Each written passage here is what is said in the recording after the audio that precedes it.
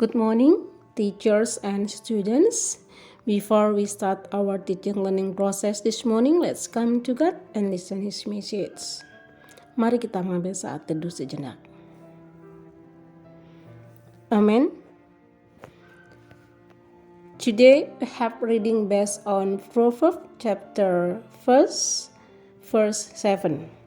Bacaan kita pada pagi hari ini berdasarkan kitab Amsal pasal 1 ayatnya yang ke-7.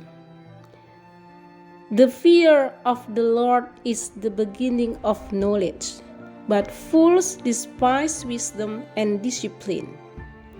Takut akan Tuhan adalah permulaan pengetahuan, tetapi orang bodoh menghina hikmat dan didikan. Today we have topic about God is the highest source of wisdom. Tuhan adalah sumber hikmat tertinggi. Kitab Amsal adalah kebenaran umum atau kebijaksanaan hidup yang diungkapkan dalam cara berbicara yang berbentuk peribahasa, yang aforistis, yaitu ungkapan mengenai doktrin atau prinsip atas suatu kebenaran yang sudah diterima secara umum, dan kadang-kadang mengandung ritme yang mempunyai bentuk yang megah. Di ayat 7 berkata, takut akan Tuhan adalah permulaan pengetahuan. Takut akan Tuhan adalah tema dari seluruh kitab Amsal dan merupakan awal dari hidup berhikmat. Teachers and students, fear in this case does not mean horror, but showing respect, upholding, submitting to God's sovereignty, and obeying His commandment. Bapak, Ibu guru dan anak-anakku, takut dalam hal ini bukanlah berarti ngeri, seram, horor, tetapi menunjukkan sikap hormat yang menjunjung tinggi, menundukkan diri kepada kedaulatan Allah dan mentaati perintah-perintahnya. God is the highest source of wisdom. Tuhan adalah sumber hikmat tertinggi. Therefore, everyone needs to come to the source of wisdom so that they become wise people, live wisely, have high morals, and are in harmony with God's will.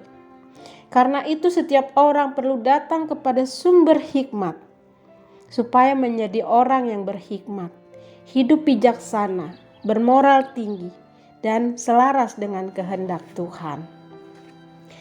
Sekarang ini pendidikan dianggap sebagai jalan menuju sukses. Sehingga banyak orang tua yang menyekolahkan anak-anaknya ke sekolah yang berlabel sekolah unggulan.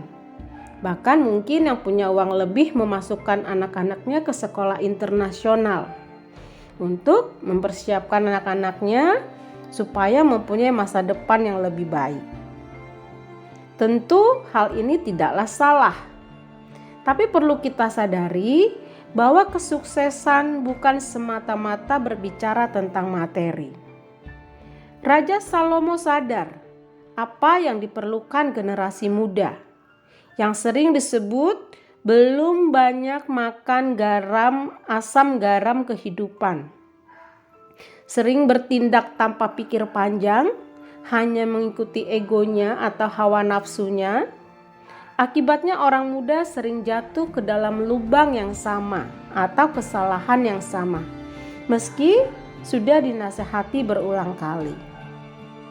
Mungkin usia kita tidak lagi muda, tetapi apakah karakter kita sudah dewasa sesuai dengan umur kita? Atau masih memiliki karakter seperti orang muda yang karena belum banyak pengalaman sehingga seringkali melakukan kesalahan yang sama? Orang bijak berkata, menjadi tua itu pasti, tetapi menjadi dewasa itu pilihan. Ya, wise people say, growing old is certain, but growing up is a choice. Lalu apa yang harus kita lakukan? Ayat 7 menolong kita bahwa takut akan Tuhan adalah permulaan pengetahuan. Memiliki hikmat sehingga bukan hanya pandai dalam melakukan sesuatu, tetapi melakukannya dengan benar, adil, dan jujur. Orang yang takut akan Tuhan tahu bagaimana harus hidup, bagaimana harus mengatasi masalah, bagaimana harus mengambil keputusan, dan bagaimana harus berdiri tegak di tengah badai kehidupan yang setiap hari harus kita hadapi. May God make us wise people, so that we are good at managing life according to God's will. Jesus bless us. Kiranya Tuhan menjadikan kita menjadi orang-orang yang berhikmat, agar kita piawai menata hidup sesuai dengan kehendak Tuhan. Tuhan Yesus memberkati. Mari kita berdoa. Tuhan Yesus Kristus yang baik di dalam surga maha mulia, kami bersyukur untuk semua kasih dan kemurahan-Mu.